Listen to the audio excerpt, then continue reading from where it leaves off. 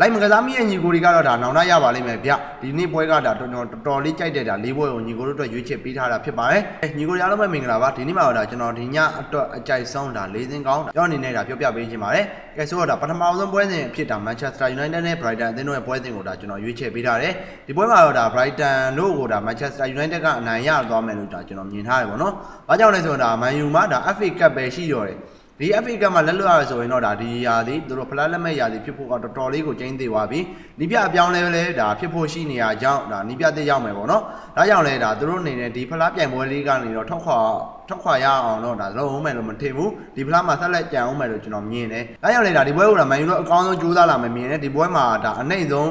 မန်ယူ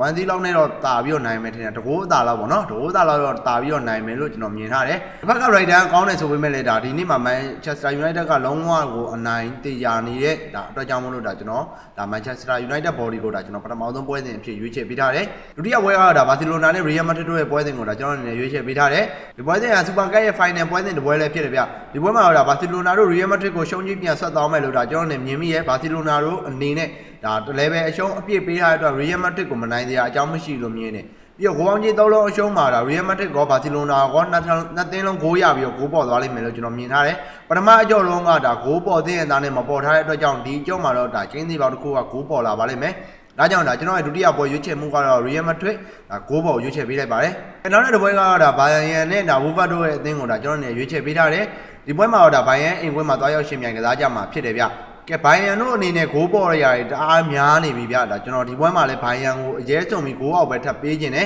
ဒါအခြားအချက်တွေရောရှိရဒါပေမဲ့ဒါကျွန်တော်ဒီပွဲမှာဘိုင်ယန်တို့ဂိုးအောက်တော့မယ်လို့ဒါကျွန်တော်မြင်ထားတဲ့အတွက်ကြောင့်တတိယပွဲကိုတော့ဒါကျွန်တော်ဂိုးအောက်ကိုရွေးချယ်ပေးထားတယ်ဒီပွဲကိုတော့ဒါမကြိုက်တဲ့ညီကိုတွေပဲ့ကစားလို့ရတယ်ဒါကျွန်တော်ကဘိုင်ယန်ဂိုးပေါ်ကိုစောင့်မြင်ကတ်လို့ဒါကျွန်တော်ဂိုးအောက်ပေးတာဖြစ်ပါတယ်ကဲနောက်ဆုံးတစ်ပွဲကတော့ဒါဝဟန်နဲ့ချူပီယာတို့ရဲ့ပွဲစဉ်ကိုဒါကျွန်တော်နေရွေးချယ်ပေးထားတယ်ဒီပွဲမှာတော့ဝဟန်ကတလုံးသွင်းတာနဲ့ဒါ20နိုင်ဆိုတဲ့ခြေတံမျိုးပေးထားတယ်ဂိုးပေါင်းကြီး3လုံး50နိုင်ဆိုတဲ့ခြေတံမျိုးပေးထားတာကိုတွေ့ရတယ်ဝဟန်တို့အနေနဲ့ဒါချန်ပီယံရှစ်ကလိုမျိုးအလဲလက်အသင်းကိုဒါတလုံးသွင်းတာနဲ့ဒါပြားသွင်းနိုင်ဆိုတဲ့ခြေတံမျိုးကဒါတိတ်တော့သဘောကျကျနေရတော့မကောင်းဘူးဒီလိုခြေတံမျိုးနဲ့ဝဟန်တို့ဒါကျွန်တော်နိုင်မယ်လို့မထင်ထားဘူးဝဟန်အလွန်ဆုံးတာမှာတကိုးလို့ဒါကျွန်တော်မြင်ထားတယ်ဒါကြောင့်ဒါကျွန်တော်ချူပီယာ body လေးကိုဒီပွဲဖြစ်ရွေးချယ်ပေးခြင်းနဲ့ဒါကြောင့်ချူပီယာ body ဒီညမှာကောင်းတယ်ဝဟန်တို့နိုင်တလုံးပဲဗျာချူပီယာတောင်ဒါအခက်မသိငယ်တည်လောက်ကြောင်ကန်ပန်နတီကန်သွားမယ်လို့ဒါကျွန်တော်မြင်ထားရပါတော့ဒါကြောင့်စရုပ်ထပွဲဖြစ်ကတော့ဒါကျွန်တော်ချူပီယာ body ကိုရွေးချယ်ပေးထားပါတယ်ဆိုတော့ဒီနေ့အတွက်ဒါကျွန်တော်အကြိုက်ဆုံး၄သင်းကတော့ပထမဆုံးပွဲဒါ Man U body ကိုရွေးပေးထားတယ်ဒုတိယပွဲဒါကျွန်တော် Real ဂိုးပေါ်ပေါ့နော်ဒါကိုရွေးပေးထားတယ်တတိယပွဲဒါကျွန်တော် Bayern ဂိုးအောက်ကိုအရေးဆုံးပေးထားတယ်နောက်ဆုံးပွဲချူပီယာ body ဒီ၄ပွဲကညီကိုတို့အတွက်ဒီညမှာအကောင်းဆုံးဖြစ်မဲ့ဒါ၄ပွဲပဲဖြစ်ပါတယ်